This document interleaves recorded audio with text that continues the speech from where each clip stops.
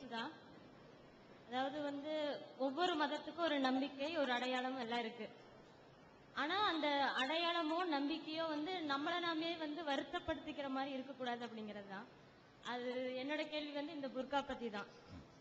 என்னன்னு கேட்டீங்கன்னா, புர்கா நீங்க ஒருவேளை நம்ம பெண்களோட உடல் அங்கங்கள் தெரிஞ்சு ஆண்கள் சலனப்பட மாதிரி இருக்கக்கூடாது, அதுக்காக புர்கா போட்டுக்கிறோம் அப்படிங்கறது உங்க மதத்தால் சொல்லப்பட்டிருந்தாலும் சரி, இல்ல ஒருவேளை ஆரம்பத்துல இருந்து இப்படியே பழகினால பெண்களே அதை விரும்பி ஏத்துக்கிட்டு இருந்தாலும் சரி, நம்ம நாட்டை பொறுத்த வரைக்கும் கிளைமேட் அப்படிங்கிறது ஹீட் தான்.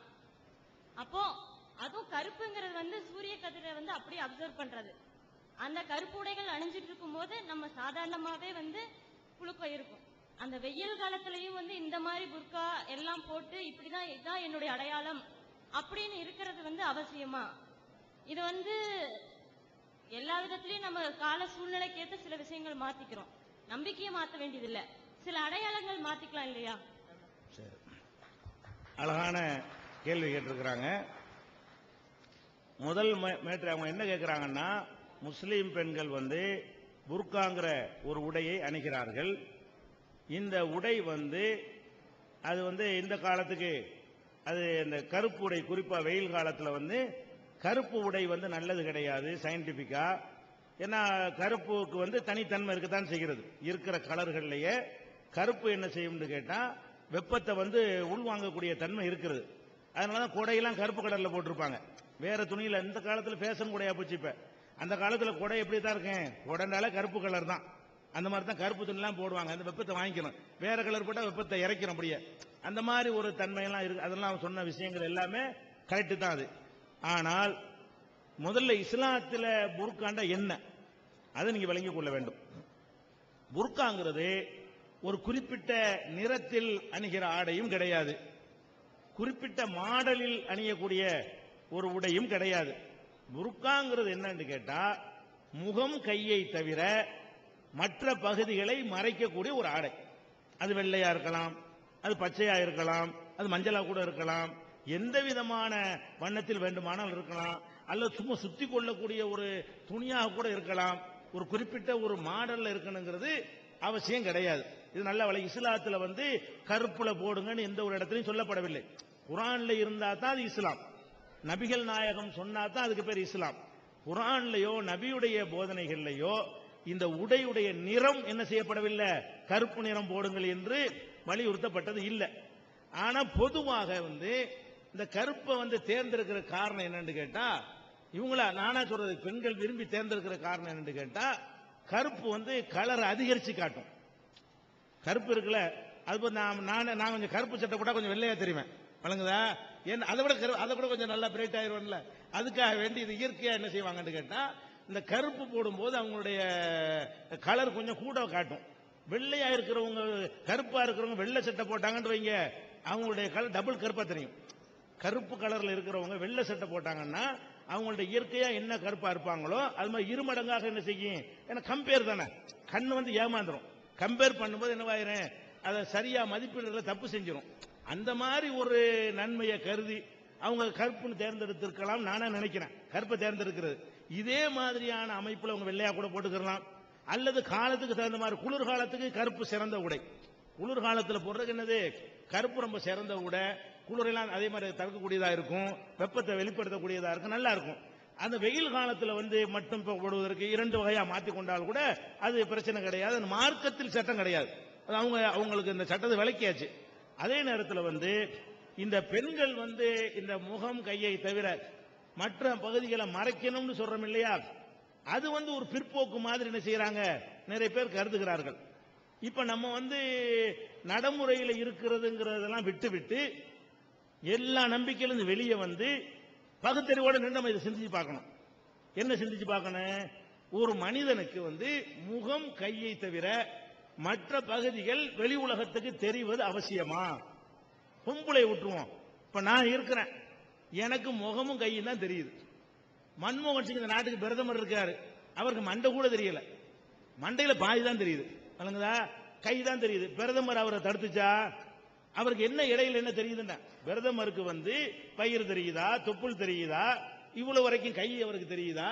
அப்ப முழுமையாக உடை அணிந்து கொள்வது முன்னேற்றத்திற்கு தடையா இருந்தா வாஜ்பாய் பிரதமரா வந்திருக்க முடியாது, மன்மோகன் சிங் பிரதமரா வந்திருக்க முடியாது.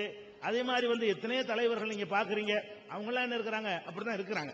அப்ப இந்த உடை கை உலக கையையும் முகத்தையும் வெளிப்படை அந்நிய ஆண்கள்ட்ட வெளி உலகத்துல வரும் பொழுது பலவிதமான பார்வை உள்ளவங்க இருப்பாங்க என்பதற்காக வேண்டி பெண்கள் மறைத்துக் கொள்ளுங்கள் சொல்றோம். ஆனா ஆண்கள் அந்த உடை தான் அணிஞ்சுக்கிட்டு இருக்கிறாங்க.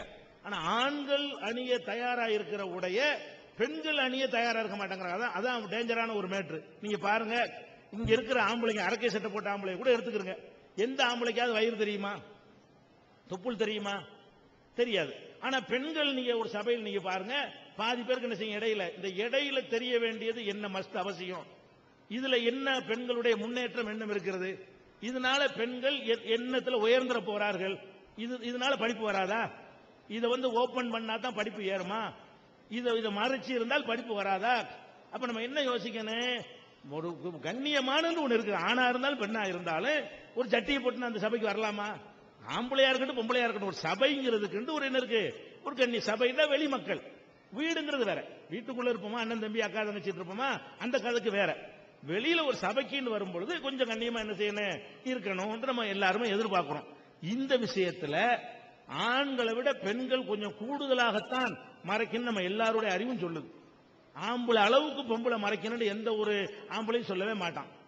ஆனால் நம்ம என்ன நடைமுறையில் இருந்து கொண்டிருக்கிறது, பெண்களுடைய உடை வேணும்னு குறைக்கிறார்கள். ஒரு பள்ளிக்கூடத்துக்கு போங்க, ஆம்பளைக்கு யூனிஃபார்ம் போடுறான், ஃபுல் பேண்ட் போடுறான், பொம்பளைக்கு யூனிஃபார்ம் முட்டுக்கால் வரைக்கும் போடுறான். ஏன்னா ஆம்பளைக்கு பொம்பளைக்கு ஒன்னா வச்சு போடலாமா இல்லையா? ஆம்பளை யூனிஃபார்ம் எப்படி இருக்கு ஸ்கூல்ல, ஆம்பளைக்கு யூனிஃபார்ம் ஃபுல் பேண்ட்டுங்க, பொம்பளைக்கு யூனிஃபார்ம் அறத்தோட. அப்ப எப்படி இவன் படிப்பான், அதுதான் மார்க் வாங்க மாட்டேங்கிறான். பொம்பளை மட்டும் படிக்கிற காரணம் என்னன்னா இதுதான் காரணமே. இவன் புஸ்தகம் பார்க்கறப்ப தொலையை பார்த்துட்டு இருக்கான், நடக்குமா நடக்காதா?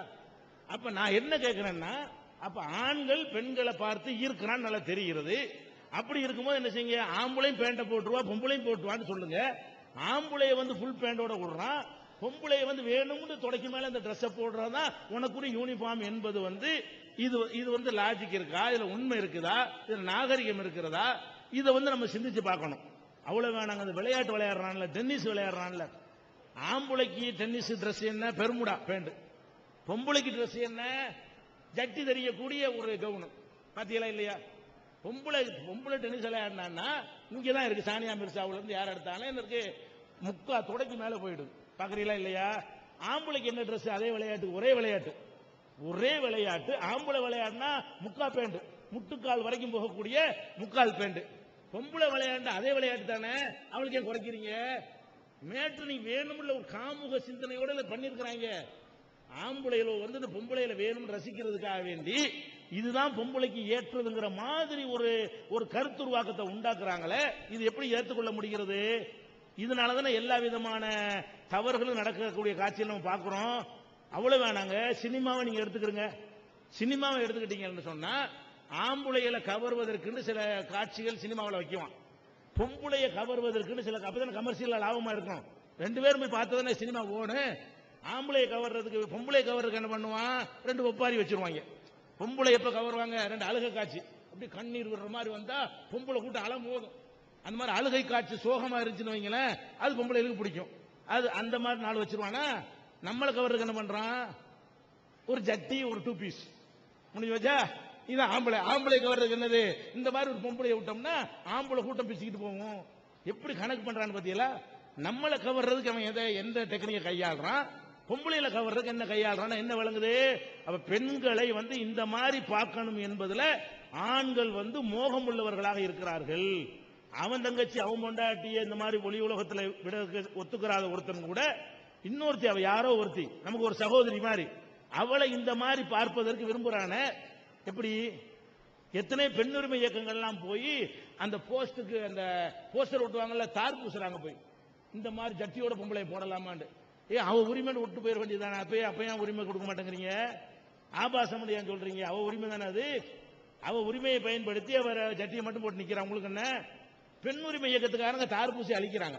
அப்ப நம்ம என்ன விளங்குறோம், பெண்கள் கண்ணியமா இருக்கணும். என்ன சமூகத்தில் என்ன இருக்கணும், ஒரு சட்டையே போடுறாங்க, சட்டைக்கு எதுக்கு ஜன்னல் வைக்கிற, பின்னாடி ஜன்னல் வைக்கிறாங்க பத்தியில, ஆம்பளை சட்டைக்குங்க ஜன்னல் இருக்குதா? சட்டையில எங்களுக்கு ஜன்னலா காணா, பனியன்லயும் ஜன்னல் இருக்காது. பொம்பளைக்கு என்ன இப்படி ஜன்னல் ஜன்னலா வைக்கிறாங்க? அது என்னத்துக்காக இதை வைக்கிறீங்க? அதனுடைய பர்பஸ் என்ன? இந்த இடையில இந்த தொப்புல இப்படி காட்டுறதுடைய பர்பஸ், அதனுடைய நோக்கம், பயன் ஏதாவது நன்மை தான் செய்யலாம். அதனால கிடைக்கிற நன்மை உலகத்துக்கு, உங்களுக்கு, எங்களுக்கு, யாருக்காவது கிடைக்கக்கூடிய நன்மை என்ன? ஆம்பளைய சுண்டி இழுப்பதை தவிர ஒரு நன்மை கிடையாது. நீங்க பஸ்ல போகும்போது பாத்தீங்கன்னு சொன்னா பொம்பளை இப்படி இழுத்து இழுத்து என்ன செய்வாங்க? சேலையை மூடுவாங்க. அப்ப விளங்கிக்கலாம் எவனோ ஒரு மாதிரியா பாக்குறாண்டு. ஏன் தெரியுதுல? அதான் பாக்குறாண்டு, அதைத்தான் பாக்குறான்னு உங்களுக்கு தெரியும் போது அது மாதிரி நடக்க வேண்டியதானுங்க. ஆம்புளையுடைய பார்வை எங்க போகுதுன்னு உங்களுக்கு தெரிகிறது என்றால் அப்ப நம்மள ஒரு போக பொருளா பாக்குறான், நம்மள மனுஷனா பார்க்கல, ஒரு காம பொருளா இவன் பாக்குறான்னு சொல்லி அதுக்கு தகுந்த மாதிரி கண்ணியமா இருக்கதான் நம்ம நினைக்கணும். இந்த மாதிரி காரணம் தான். கலர்கள் எல்லாம் முக்கியம் இல்ல. உங்களுடைய சுடிதாரே அதுக்கு ஏற்ற உடையாக இருந்தால் அழகா போட்டுக்கலாம். சுடிதார் போடுறீங்க, கை முகம் தான் தெரியுது, இஸ்லாமிய ஆளதான் அது, அதுல ஒன்றும் தப்பு கிடையாது. இந்த குறிப்பிட்ட புர்காத்திக்கு மாற்றணுங்கிறதெல்லாம் கிடையாது. சுடிதாரா லூசா இருக்கணும், டைட்டா இருக்கக்கூடாது. இறுக்கமா இருந்தால் அதுவும் மனிதனை பார்க்க தூண்டும். இறுக்கமா இல்லாம லூசான முறையில் ஒரு ட்ரெஸ் அணிந்து கொண்டார்களே, ஆனால் அதான் நாங்க இஸ்லாம் சொல்லுதே தவிர இது எந்த வகையிலையும் இது படிக்கிறதுக்கு தடை ஆகுமா? முன்னேறுவதற்கு தடை ஆகுமா? விளையாடுறதுக்கு தடை ஆகுமா? ஆவாது. அப்ப இதுதான் நம்ம இஸ்லாம் என்ன சொல்லுகிறது. கூடுதலா உங்களுக்கு விவரத்துக்காக வேண்டி இஸ்லாம் பெண்கள் உரிமை, இதில் கொஞ்சம் தான் உங்களுக்கு சொல்லியிருக்கிறேன். இஸ்லாம் பெண்கள் உரிமையை பறிக்கிறதான்னு ஒரு புஸ்தகத்தில் நிறைய விவரங்களை சம்பந்தமா எழுதியிருக்கிறோம். அதில் பார்த்துக்கிறேன்.